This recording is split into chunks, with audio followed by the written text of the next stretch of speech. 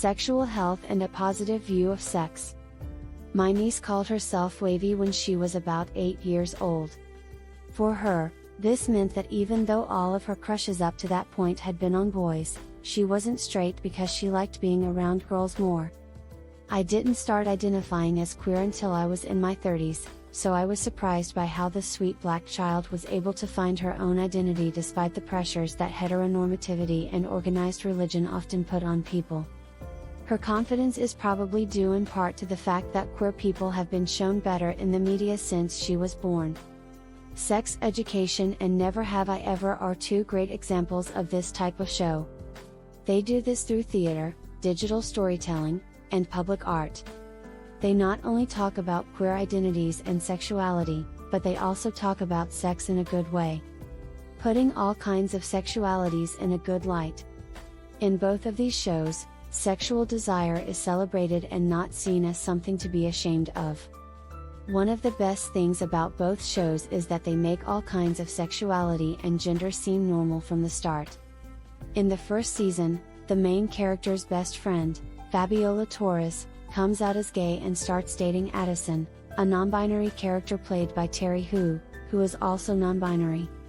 Another friend of Debbie's, Anissa Qureshi, never says anything about her sexuality. Still, in the third season, she dates both Ben and Fabiola. There are a few gay couples and sexual relationships on Sex Education. The main characters Ola Nyman and Eric Ifyong are in gay relationships for most of the show's 3 seasons. Even though Sex Education is about teens, the characters' middle-aged parents are also involved in the ups and downs of intimacy and relationships. This is a group that we don't often see as sexual beings. The importance of a fact-based curriculum. Sex Education shows conversations between Otis Milburn and his mother Jean, who is an openly sexual sex therapist. These conversations make Otis's face red. On the show, however, Otis ran a clinic where he did sex therapy. This is how the UK-based show got its name. Even though Otis may not be very comfortable talking to his mother about how he likes to please himself, his mother's push for open communication helped him have a positive view of sex, relationships, and the communication and safety steps that are needed to do both well. The show looks at how abstinence-only sex education programs can make people afraid, which is one reason why schools all over the world still have heated conversations about sex education. A report from the United Nations talks about how a lack of fact-based sex education can hurt both mental and physical health.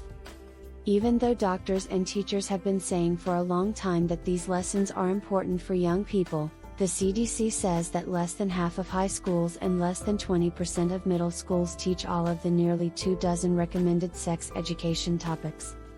Different genders aren't always welcome.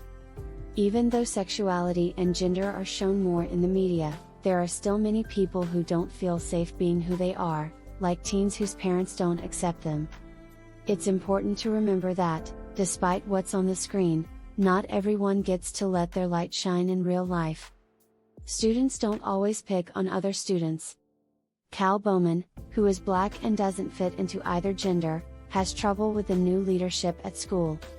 Their problems show that students, especially those from marginalized groups, aren't always supported by the adults in their lives when it comes to gender and sexuality. Hope, the new head teacher, shows that she doesn't like it when her students express themselves or are interested in sexuality. Hope doesn't try to understand why Cal doesn't want to wear clothes that are too tight on them.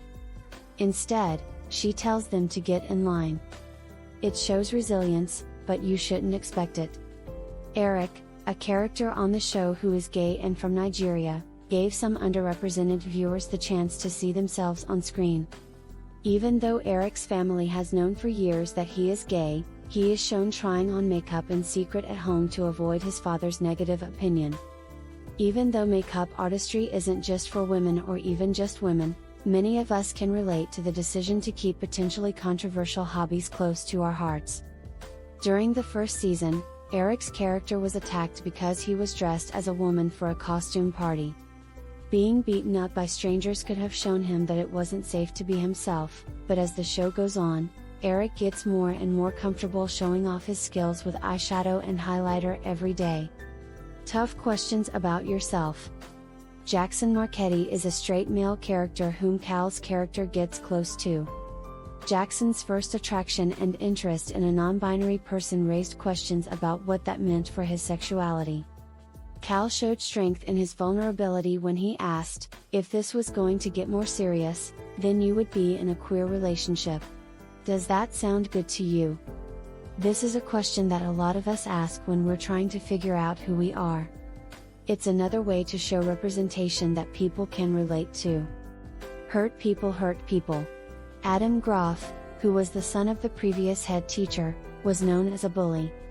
Adam goes out of his way to be rude to Eric, which gives the impression that he is aggressively homophobic. Later on, we find out that Adam's home life isn't the best and that he's been keeping secrets about his sexuality and taking his anger out on Eric, whom he likes. Statistics show a link between adverse childhood experience, ACE, scores and later abusive behavior, and people who watch the show will probably have different reactions to how the complicated relationship develops. Some people may romanticize the relationship between the two boys because they want Eric to be happy. Some people might wonder why Eric chose to get close to Adam. In the end, their relationship doesn't work out because Adam has trouble being honest about it and Eric wants to be himself more. Whether you can relate to the decision to hide who you are or to forgive someone who hurt you in the past, this plot and relationship force us to ask some uncomfortable questions about boundaries and abuse. There are many ways to define closeness. Lily Eigelhart is an eccentric, alien-loving character who seems pointedly interested in sex from her entrance on Sex Education. She's portrayed as pushy because she wants to talk to Otis, but we find out later that she's not really into boys and felt behind in her sexual experience. In Never Have I Ever, Debbie's character also has to deal with similar pressures. In the first few episodes, the 10th grader plans how to get a boyfriend and have sex. Debbie is nervous about going out with her longtime crush, Paxton, for the first time, but she tries to push herself and tells her friends she is not a virgin. In 2014, a study talked about how teens can put pressure on themselves based on how they think their peers might feel, and Lily was a great example of how that could look. Later, in Sex Education, Lily and Ola get closer, and even though Lily has some confusing feelings about her sexuality for a short time, they both realize that they are attracted to each other. Their sexual exploration brings up the conversation of vaginismus, a common condition classified as a sexual dysfunction that results in involuntary contractions of the vaginal muscles, making penetration painful or uncomfortable. Lily tells Ola that she has vaginismus, which makes them look for other ways to be physically close to each other. In the later parts of Never Have I Ever, Debbie and Paxton get more used to touching each other. Still, there is a touching scene where Debbie's body tenses up, which makes Paxton put his shirt back on. Not only did Paxton respect her choice, but he also paid close enough attention to his partner to pick up on her nonverbal cues and let her know he would wait until she was ready. These two pictures of teens talking openly about their limits and their feelings for each other also show that they want to be with each other.